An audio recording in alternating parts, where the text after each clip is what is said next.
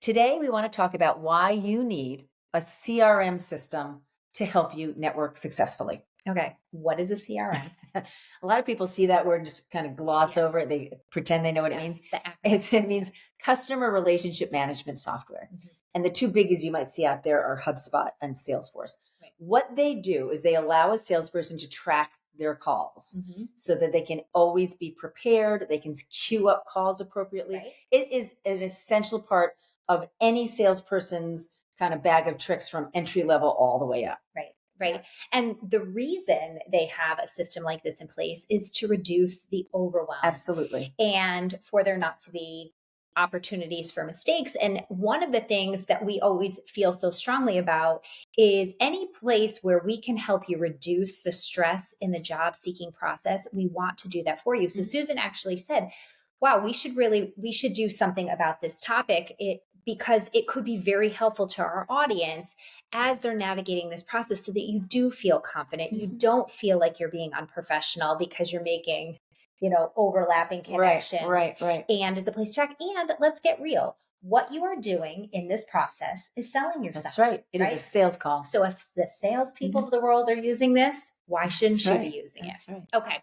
So there are three things that can happen if you're Without a not CRM. tracking Yeah. yourself properly. And these would be things you want to avoid, but if you know you're already doing these, then this is a really good justification for creating your own CRM. So the first is you mistakenly make a duplicate request. So I reach out to Kelly and say, hey, Kelly, I'd really like to meet you, talk about your role at Prepare to Launch You, when I've already done that.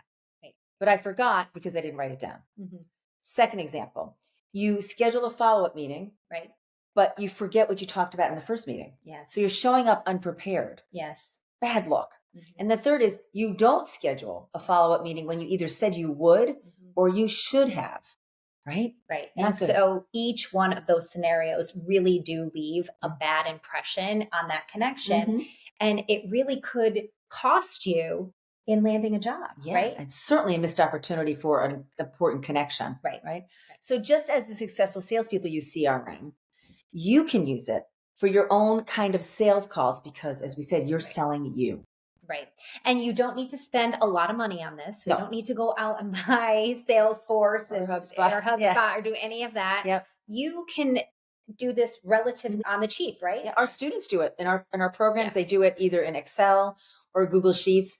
I mean, sometimes someone will just do it in a table, but we don't recommend that because you can't manipulate the data. And this is a great, actually, in our course, we teach this because we want students to know how to use basic Excel and Google Sheets. Yes. So this would be a great place to learn those skills if you don't have them, but really basic. So you would create a spreadsheet, Right. and then these would be your columns. The first one would be the name of your contact, Mhm.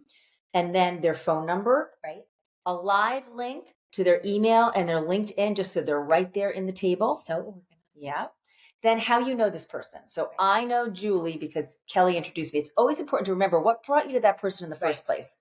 The date of the first contact. Okay. You don't need to keep the date of every single contact along the way unless you want to. Really important to know, when did I start engaging with this person? Mm. And then the date of the last contact. When was the last time I was with this person?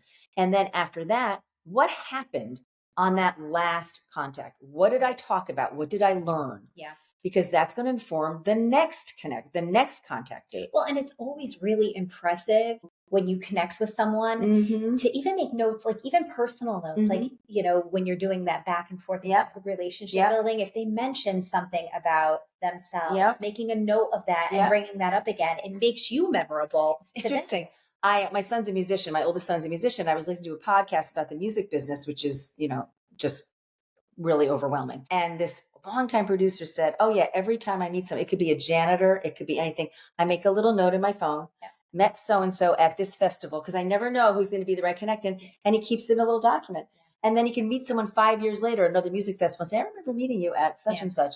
Great way to impress people, because people feel important when you remember what you talked about. And you want to make people feel important. That's actually pretty authentic to make that really genuine connection with someone. Yep. I think it just makes it, they want to go that extra mile. And they want to feel remembered. Yes. So after that date of last contact and what you learned or whatever the outcome was of that contact, then you put your next contact date.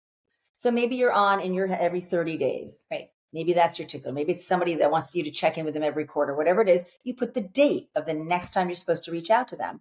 And then you can do I think those are 12 columns, a 13th column of just like additional notes. Right.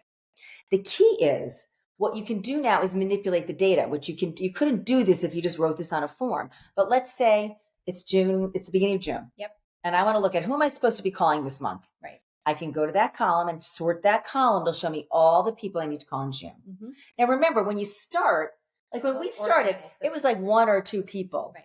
But when we realized we needed to organize it was when, oh my God, did we call that person back? Right. Oh, crap, I can't remember the last time. What happened at last meeting we had with that Yes. person? So we are selling our business just like you're selling yourself. Right. We're selling ourselves, our courses, our public speaking, our coaching.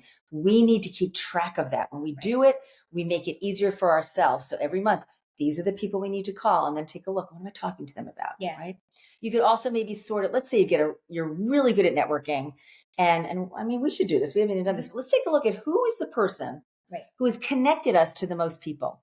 That's a good thing to know. So you could sort that column by who connected you and say, wow, Kelly Viscupiak has connected me to like half of the people I know. She's a really valuable resource.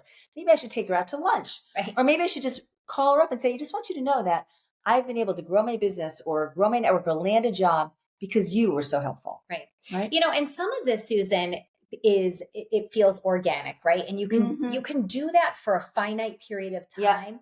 But, we believe in really spreading a wide net. Yes. And that's where the overwhelm comes in. And this is where it allows you to take the pressure off of yourself to know all and retain all of that information up in your brain and have a resource that you can go to that's going to make you feel confident and it's going to make you feel professional. Right. Networking is a job.